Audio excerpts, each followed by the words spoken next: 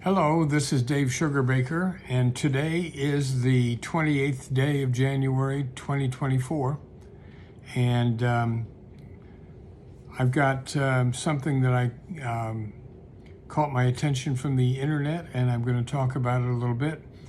But I'm going to start with a little piece of the Sermon on the Mount. Jesus says in Matthew 7, "Ask and it will be given you.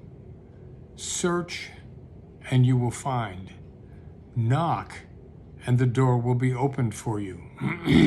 For everyone who asks receives, and everyone who searches finds, and for everyone who knocks the door will be opened."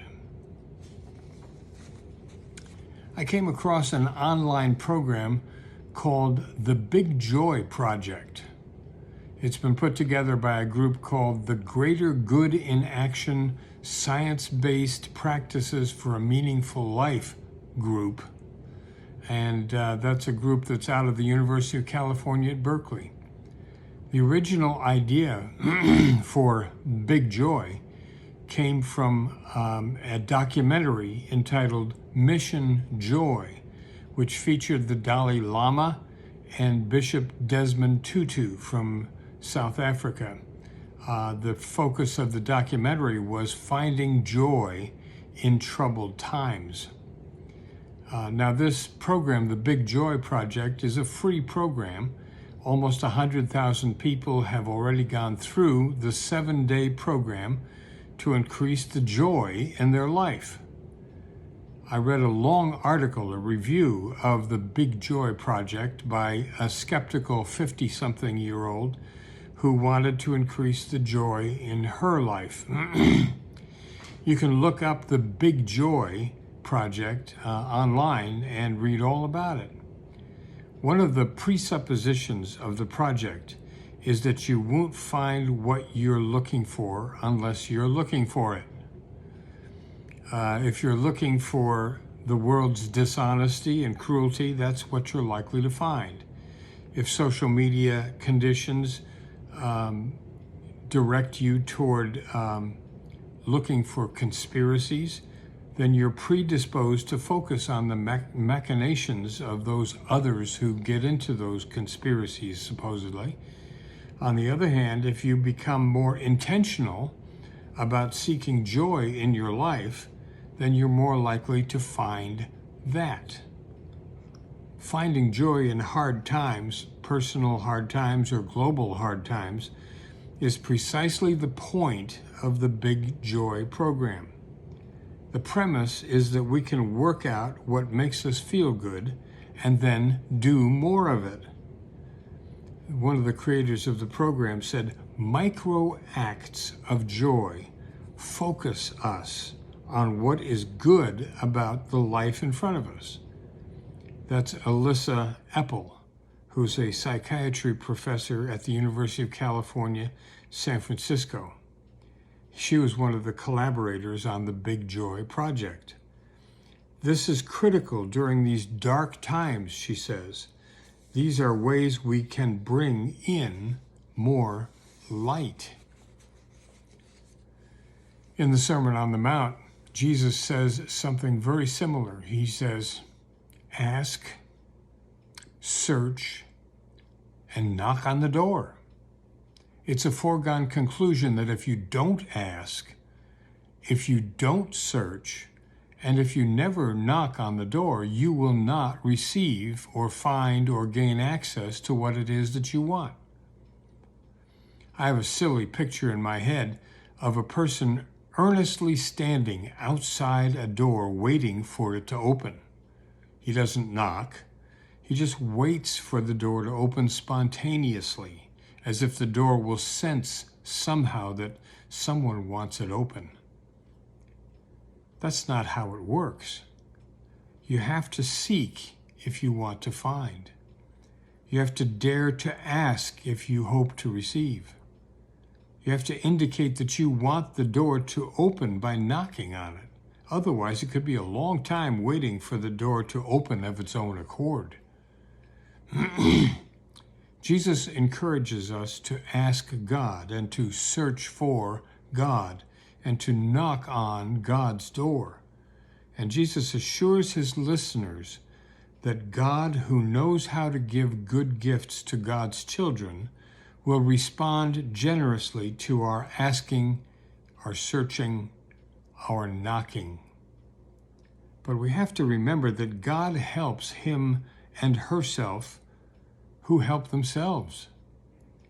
We need to set up for ourselves to find joy, and without our help in the process, it's not going to happen. That's where Big Joy comes in. It's a program designed to maximize our chances of finding or increasing joy in our lives. The program assigns small tasks over a 7-day period, including asking friends where they have found joy lately, and doing an assessment of one's own level of finding joy in life.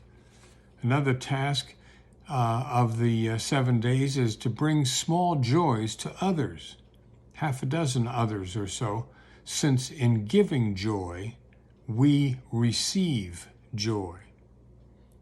The program encourages exercising gratitude, since being grateful focuses us on the positive. Another small task during these 7 days is to take another look at some of our recent painful moments and see if we can find any joy there in the midst of the hurt and the pain.